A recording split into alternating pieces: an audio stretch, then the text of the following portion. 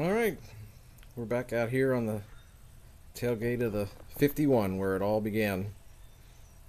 It was March of last year. I was pretty excited. I got the Brewer's Edge mash and boil, and thought what a great idea, all one pot concept, and let's go to town with this thing. Well, 11 brews later, and some modifications. Put a hose in there to try and reduce the dead space. That, of course, ended up floating, so that didn't work so good. Um, it had this delay start timer, which I thought was a great idea.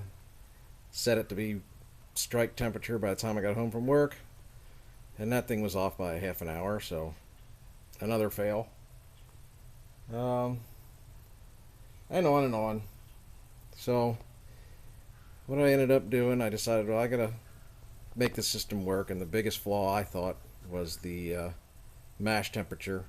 I know some people have had good luck with that. Colorado Fly Fisher man, he doesn't seem to have an issue, but it bothered me. So I redesigned it, and let me show you what I came up with. It's called the Over the Edge mash and boil. Gone is the display.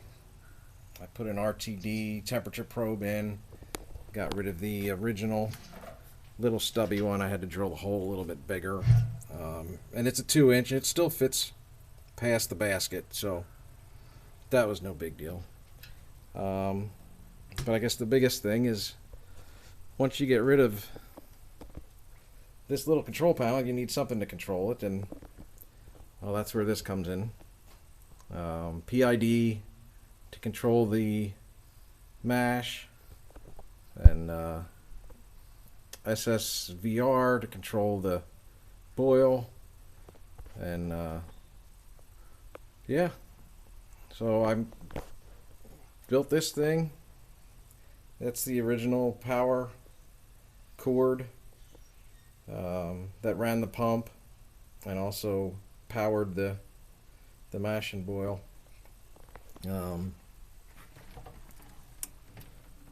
Yeah, just kind of looked online, got some inspiration, and put this thing together. Of course, it takes up a bit more of a footprint than the mash and boil by itself, but I needed, for me, I wanted steady temperatures, so this is the route I went.